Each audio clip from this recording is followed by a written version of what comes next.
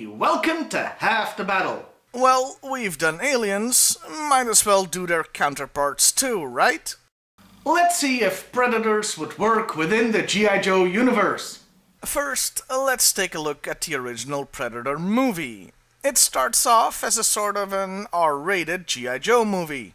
An elite team of soldiers, or mercenaries I guess, is sent on a dangerous mission. Hell, most of them have equivalents in the G.I. Joe team. Dutch is Duke, Dylan is Stalker, Pancho is... Zap? Okay, that's a stretch, I'm only saying it because Zap is one of the only Hispanics on the Joe team.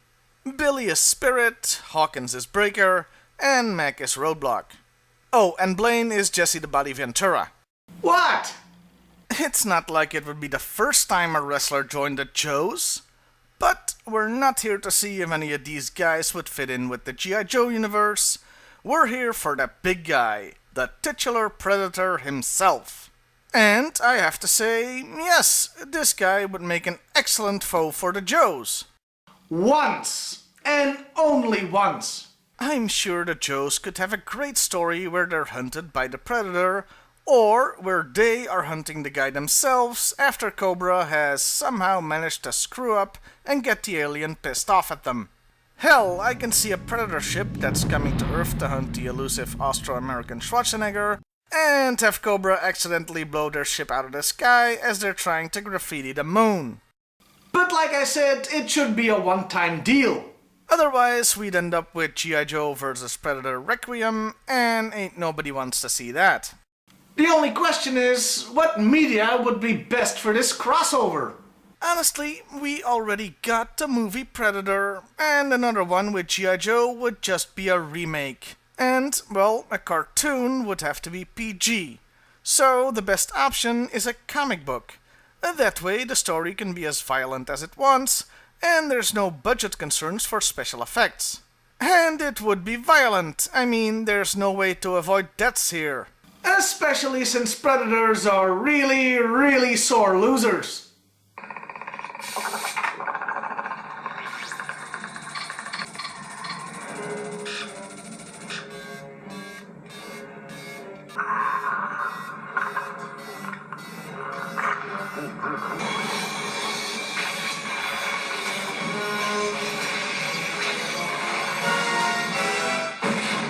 Sure, you could make the argument they blow themselves and the surrounding square mile to bits because they don't want their technology to fall into the wrong hands, like a maniacal version of Star Trek's Prime Directive. But nope, I say they're just sore losers.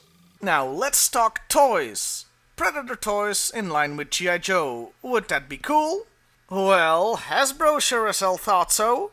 Remember last week when we discussed how Hasbro could sometimes be accused of bandwagoning? That doesn't stop. It never stops. Because there was a Predator ripoff in the original Joe line. He was an alien called Predacon. I'm not kidding. Hell, I might as well review it. Meet Predacon. This figure was released in... Yoink! What the hell? Oh, no you don't. Don't you remember our Dark Covenant?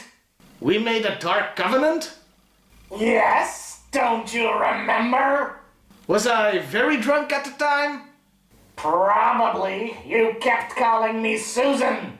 Anyway, we agreed that I would review all the G.I. Joe monster toys in October.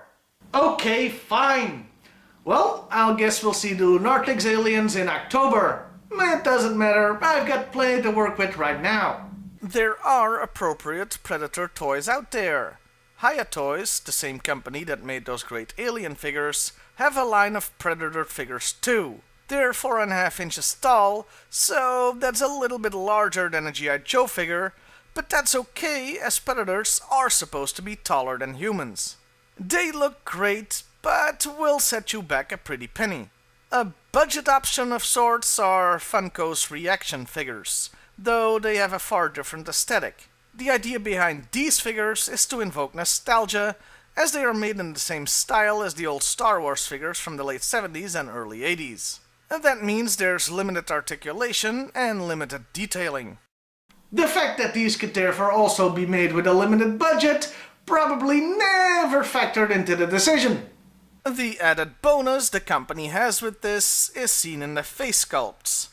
This, for example, is a toy of Lilo from The Fifth Element. Thanks to the lack of detailing though, it is not a toy of Mila Jovovich as Lilo, sidestepping those pesky likeness rights. Anyway, they made Predator toys too, though because they're the same size as G.I. Joe figures, it makes the Predator look small and scrawny. Also, the colors on this one make it look like it's Prince Namor going through a weird phase in his life. The Funko toys are there if you want them, but the better, though more expensive option are the Haya ones. By the way, you can thank my Patreon supporters for this toy and the inspiration for this video. In conclusion, yes, G.I. Joe vs. Predator could work. Once. A one-off comic book would be sweet, but no need to integrate the two fictional universes. Hey, guess what? Next week it's the 5-year anniversary of Half the Battle. Wow, 5 years! I'm not sure what I'm gonna do yet, but I think I can come up with something. Well, see you next time, everybody. And hey, why not like, share, and subscribe if that's your thing?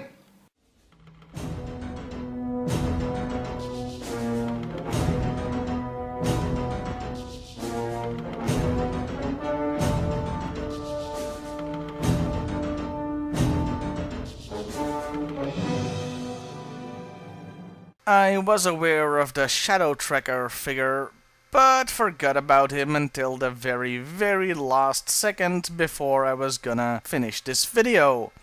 So, here it is, another Predator ripoff in the G.I. Joe line. Color me surprised.